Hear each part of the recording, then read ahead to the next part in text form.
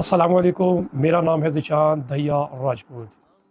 میری بہنوں اور میرے بھائیوں، آج میں آپ کو بتاؤں گا کہ جادو کروانے والے اور جادوگر کے بارے میں قرآن ہمیں کیا بتاتا ہے۔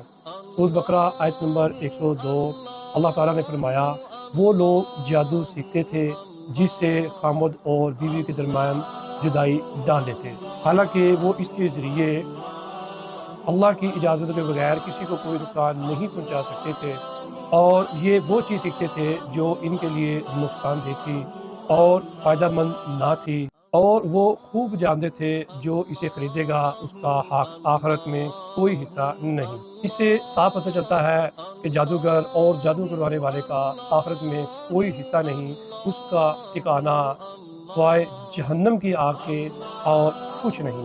اب میں آپ کو بتاؤں گا کہ حدیث سے بھی ہمیں جادوگر یا جادو کروانے والے کے بارے میں کیا حکم ملتا ہے۔ رسول اللہ صلی اللہ علیہ وآلہ وسلم نے فرمایا 7 ہلاک کرنے والی چیزوں سے بچو۔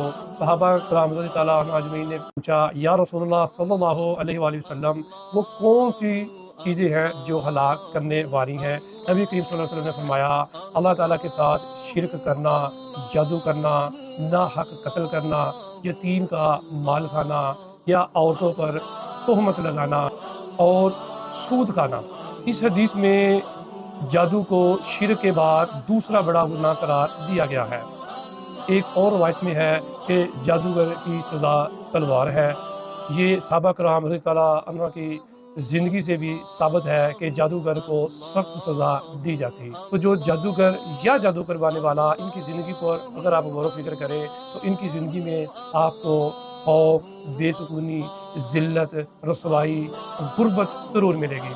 ان کا جادو وقتی طور پر اثر ڈال سکتا ہے، مگر انجام میں وہ خود بھی اپنے جال میں پھنس جاتے ہیں، کیونکہ جب وہ کسی کے ساتھ ظلم کرتے ہیں تو جس پر ظلم کیا جائے تو اس کی بددعائیں، اس کی آہیں ان کو برباد کر کے رکھ دیتی ہیں۔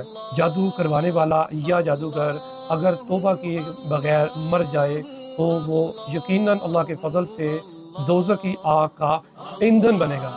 قیامت والے دن میرا اللہ ان ظالموں اور غلیظ لوگوں کو کافروں کے ساتھ کھڑا کرے گا، کیونکہ جادو میں اکثر شیطانوں کی عبادت اور اللہ کے ساتھ شرک کیا جاتا ہے۔ اللہ تعالیٰ ہمیں معاف کرے اور اللہ تعالیٰ ہماری حفاظت فرمائے اور ہمارا خاتمہ بالایمان پہ ہو۔